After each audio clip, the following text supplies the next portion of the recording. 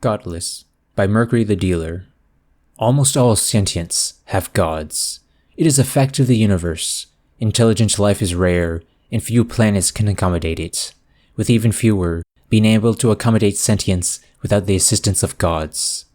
Those few sentients that can somehow survive in a world molded only by evolution are quickly taken as glorified pets, slaves, and everything in between, depending on what god the holy species follows. Gods play their mysterious divine games with their chosen ones.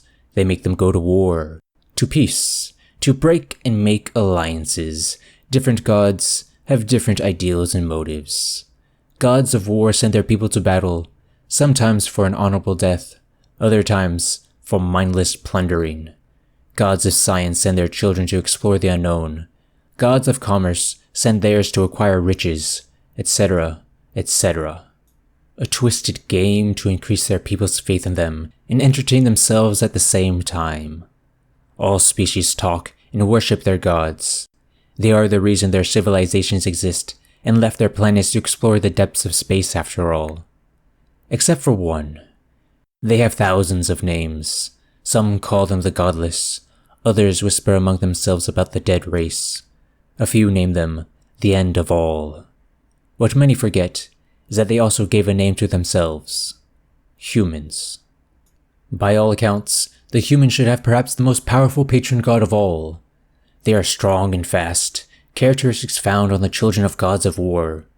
But they're also crafty, greedy, smart, all common things for the chosen of a commerce god. The more we looked into it, the clearer it became that humanity had almost all gifts from the gods. Yet they claim to have none. In fact, they claim that their strength came from modifying their bodies by themselves. That was truly terrifying. The first ones to meet the humans were, thankfully, the Pacemafe. They gave them the usual talk, join us into a peaceful galaxy, and we will keep you safe, blah blah blah. The humans refused. The Pacemafe asked the humans to please speak with their deity and tell it to reconsider. The humans explained they didn't have a deity, and got out of their planet all by themselves. We should all be glad that the Pacemates are peaceful, and thus decided to leave humanity alone, instead of declaring war on such an abomination to the holy. Gods know that their species would not have lasted all that long. The Frimilate weren't so wise, of course. A warrior species with no god that somehow left their planet, modified their own bodies and conquered the stars.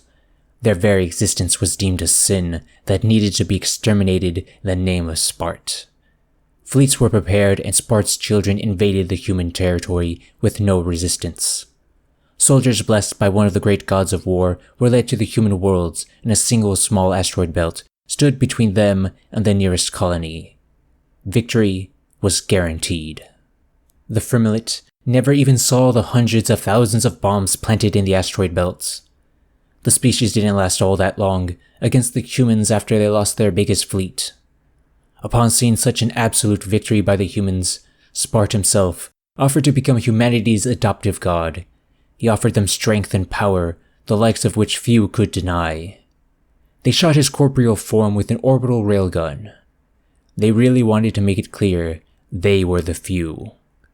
A few species and gods tried to beat the humans, some for revenge, some to teach the apes a lesson. They all lost.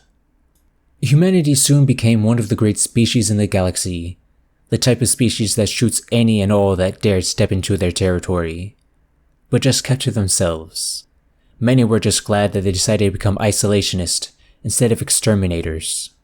But many more, mortal and divine alike, were mad at such attitude towards holy species and their gods. So mad, in fact, they decided to do something never done in millennia, an all-seeing divine ritual. It is expensive and difficult, but with the cooperation of multiple gods and priests, it is possible to give a single mortal the ability to see the absolute truth of things, the ability to see the creation of another god species. If humanity truly was godless, then the moment the vessel gazed upon humanity's birth, they would simply see a common human in their homeworld, among the other animals. But if humanity did have a god, then they would finally be able to see it in its true form and know humanity's possible weaknesses. A priestess from Vidium was chosen for the ritual. Her mind was young and capable, perfect for the ritual that could drive even the gods into insanity. Mortal minds lack the divine knowledge, but they are more flexible than gods, thus the need for a mortal. Blessings were given and taken, holy alloy was smelted, and divine tears were shed. The pool of the all-seeing divine was prepared. The priestess submerged in it. He had done it. There before his trembling feet was the god, and it was dead. Well, dead wasn't the correct term. Inactive would be more appropriate. A giant glob of concentrated divine energy couldn't really be killed, especially by a mortal. The man kneeled and took a closer look at the dead body. It was gigantic, bigger than entire galaxies, perhaps bigger than the universe, but at the same time, it was smaller than an atom. The man focused his mind, and his senses tried their best to understand the impossible nature of the slain divine. They finally gave up, and decided to interpret it as a white human-shaped light. The man touched the body of the god. He could feel its power, its strength. He could absorb it. He could become the god, bring back his people, build a utopia, a new age for good. He grabbed at the god's flesh and tore a piece.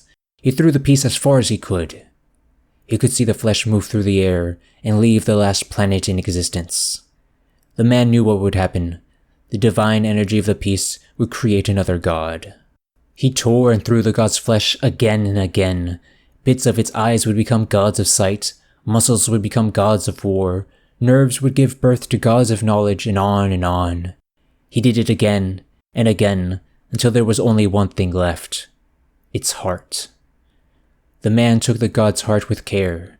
He could feel the energy inside it, its will to live, a will which he had outdone with his own will to kill it.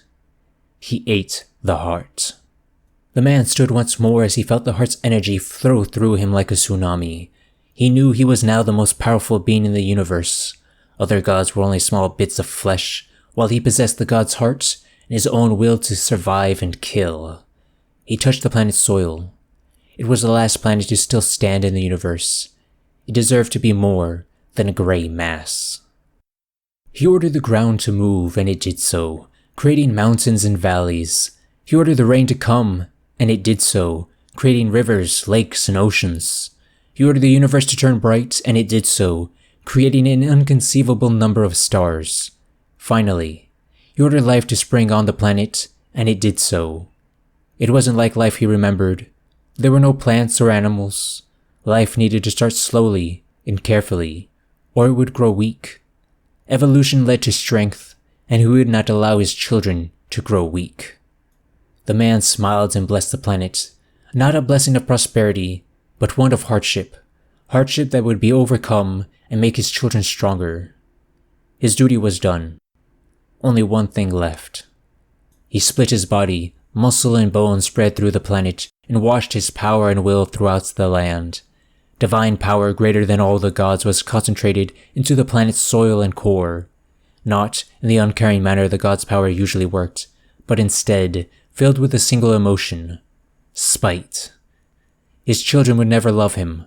They would never care about him. They would live and die while believing that their creator abandoned them to their fate.